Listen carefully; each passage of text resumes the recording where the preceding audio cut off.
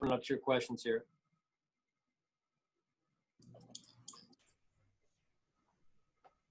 Hey, Sean, good to see you. Want to ask you, starting right off the bat with Trey White's extension, just how important was it for you guys to get that deal done, lock him in for quite some time now, and just, how important is that draft and develop and re-sign model that you guys have now going? Yeah, highly important. Great to have the support of Terry and Kim to allow us to do this, number one. And also, I thought Brandon did a great job getting the deal done, along with Trey's side as well. And look, he's a young man that we drafted here a few years ago, and has done a phenomenal job both on and off the field. He brings a tremendous amount of energy to our team, and he's obviously well liked in the locker room. And so what more can I say about him in terms of the way he's handled his first 3 years? Now that we're going into week one, I know you're probably sick of answering these questions, but you guys do have a game to get ready for now that the roster is set to 53. How close are you to having that picture of what the offensive line is going to look like, specifically that right side? Yeah, Heather, we'll have it up. I think we'll know a little bit more after practice today, and then I'll get that to you guys. I think we're getting it to them on Wednesday, right? Yeah, so I'll get that to you guys as soon as I can on Wednesday. Thank you. Sure. Hey, Sean, Sal here. Good to see you. You too, Sal. Dion got extended. Trey got extended. Yourself, you got extended. You guys all came in at the same time. How cool is that and rewarding is that, I guess you'd say, personally and professionally, to be on this journey with them all at the same time, to see them grow into the players that they've grown and into the men they've become? Yeah, that's part of the joys of coaching. To me, one of the great joys of coaching is developing young men. People always say at this level, at this stage, as opposed to college, it's a little bit more difficult. But I think to me, you have great opportunity to influence people in a positive way in this line of work that we're in, as crazy as it is and gets sometimes. But they have to have the foundation, and that's what both Dion and Trey had. And then from a organization and club standpoint, to be able to draft, develop, and then retain is where it's at. And we've been able to do that to this point, and those two are the latest examples of that. And just getting those guys in that first draft where you have that Bills DNA that you guys talk about so much. How nice is it to know that, you brought in guys that, you identified right away, and you can do that, and you have the confidence in everybody, obviously, and Brandon and his staff after that, to be able to identify those players and really see them flourish. Yeah, I mean, it's an inexact science. There's no crystal ball, but you try and put the work in, and for us, our formula, and without going into detail and strategy on it, but again, give the credit where credit's due. These two young men, our coaching staff, have paired up and done a phenomenal job. Thanks, Sean. Sure. Hey, Coach. Good morning. Thanks for the time.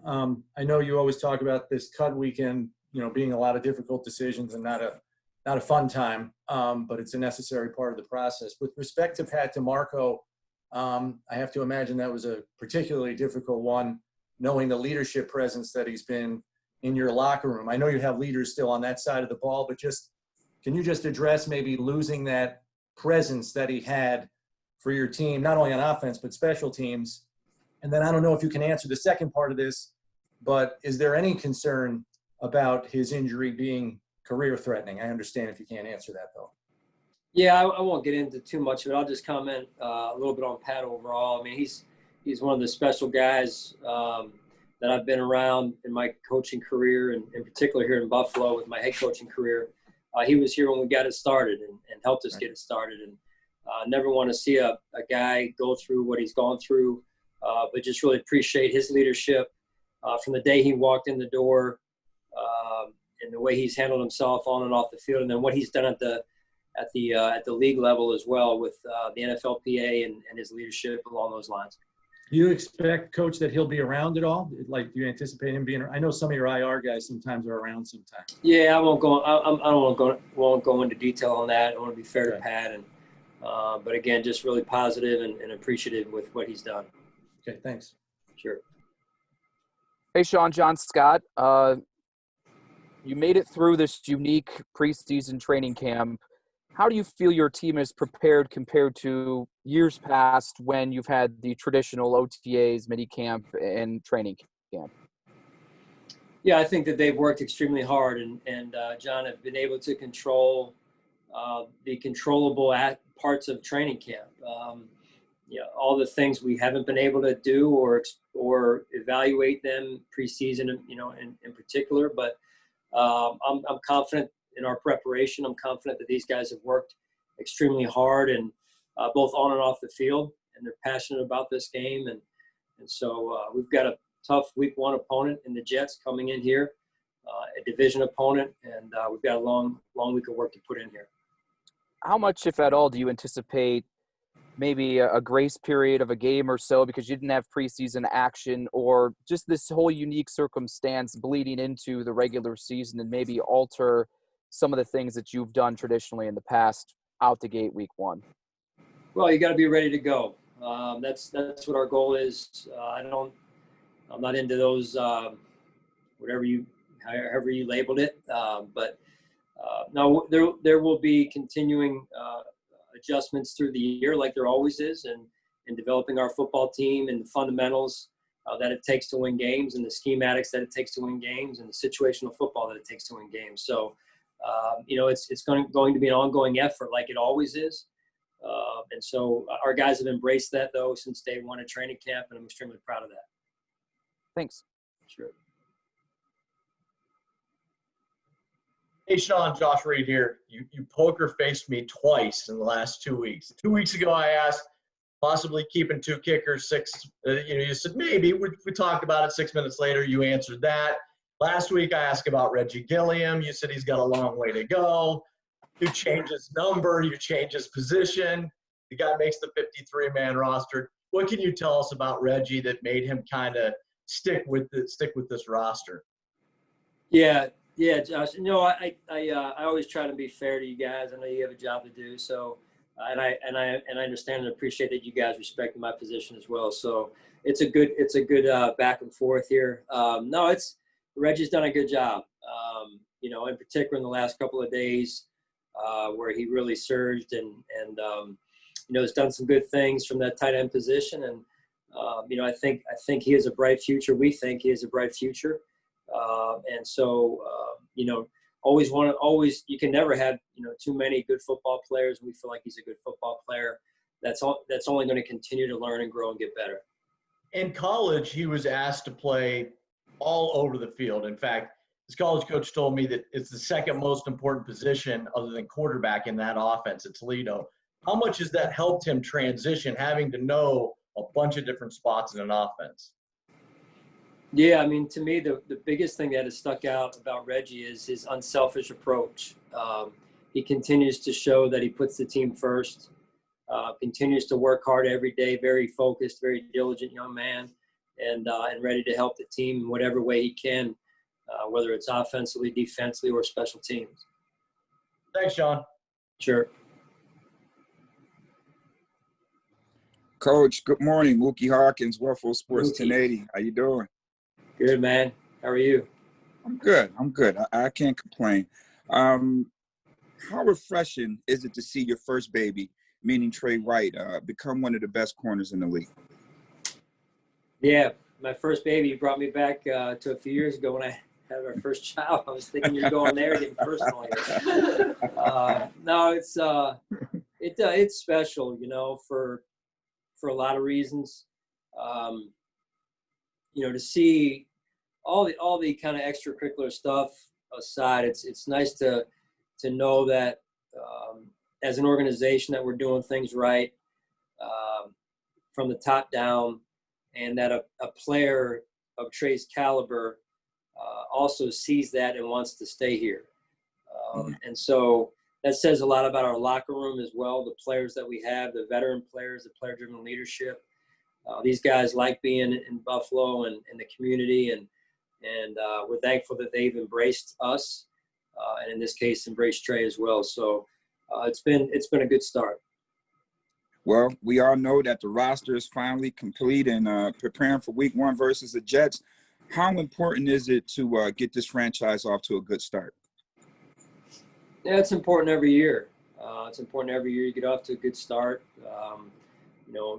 the biggest thing we got to do is play our best football as we continue to move forward and grow and develop as a football team. And that's my job as a coach. That's our job as a coaching staff to continue to develop this team. And so we're going to continue to work hard this week like we've done in training camp up to this point. This week being no different, and continue to grow and improve on where we were the day before. Absolutely, Coach. Good luck. The season is here now. Let's find a way. All right, buddy. Thanks, Mookie. Appreciate it. Hey, Sean, Sal Majorana here. Good to see you. You too, Sal. I'd like to ask you, we asked Brandon this question. I'd like to get your thoughts on it too. Look, you guys are maybe the hunted this year for the first time since you've been here. Everyone talks about the Patriots and they're still there, but there are expectations on your team. Do you feel this roster as constructed, the mental makeup of it is conditioned to be the hunted maybe this year? Well, listen, no one has higher expectations of themselves than I do of myself, or our team does of itself. So we respect those expectations. We're focused right now on the Jets. Whether we're the hunter or the hunted, that's for you guys out there to narrate and talk about. We're gonna do our best to have a good week of practice and get ready for this Jets football team that's talented and had a great end to the season last year. And if I could ask you about the quarterbacks, obviously you're going to have 4 in the building, which came as a surprise probably to some of us. Is the plan going to be, we talked about this earlier, are you going to keep one of these guys separate from everybody else? I think somewhere, I saw somewhere in the league, McCown is going to be at home, and he's not going to be with the team. Do you have any plans to do something like that? Yeah, we discussed that. Nothing definitive right now. We will be managing that the best we can and trying to remain smart. Okay, thanks, Sean. Sure. Hey, Sean, I just want to ask you a little bit about Boshawn Joseph, obviously making a decision to cut him and then not bring him back to the practice squad. What went into that decision, and how did he perform in training camp this year? Yeah, well, overall, whether it's this situation or other situations, we're always going to do what we feel is best for the team. Boshawn got off to a good start, then he hit some adversity, but we still believe in him and want the best for him. So never easy to move on from a player, in particular a drafted player in this case. But again, we've got to do what we feel like is best for the team, and we'll continue to support Boshawn at this point from a distance. And Delshon Phillips, obviously a little bit of a surprise outside the building, but it seemed like Brandon spoke about it. You guys have really been impressed what he's been able to do. Yeah, another young player that did a nice job when he came to us last season on practice squad, and we thought had a good year just growing and learning, and a lot still to be developed, and he's got to take ownership of that as well. And so we expect him to come in and do a good job and continue to grow like a lot of our young players. Thanks, Sean. Sure.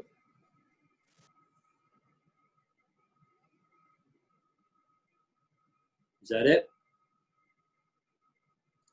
Oh, we got 2 more. Sean, it's Kim Jones. Okay. Hi, Kim.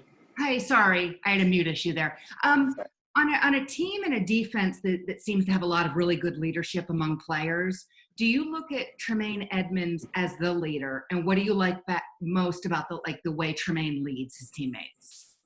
Yeah, Tremaine's one of our big leaders. But I would say this, though, Kim, as we discussed this morning, I count on all of our players to take a piece and an ownership piece of that leadership responsibility and be active participants in that. Tremaine, in this case, now going into year 3, he continues to grow and develop in that capacity, and really appreciated the way he's grown, and his voice has grown in our locker room and on the field, and that's been fun to watch, and a joy of coaching. Thank you, Sean. Sure. Hey, Sean, John Warrow. Sorry I don't have my video on, but just one more question about Tre'Davious White, and I'm half joking here, but does this mean he's got to put his goalie school off, for the future? Yeah, well, that's a good question for Trey. I mean, we'll see. We'll see how things turn out here. I would just like for right now him to focus on playing corner and the Jets right now. After this week, you'll want to ask him about playing goalie, or, well, not even after this week. Maybe if you could just wait till maybe February, sometime in February, John, maybe you and I could have a deal that you'll wait till February to ask him about his goalie academy. Great. Thank you very much. All right, John. Thanks. Thanks, guys.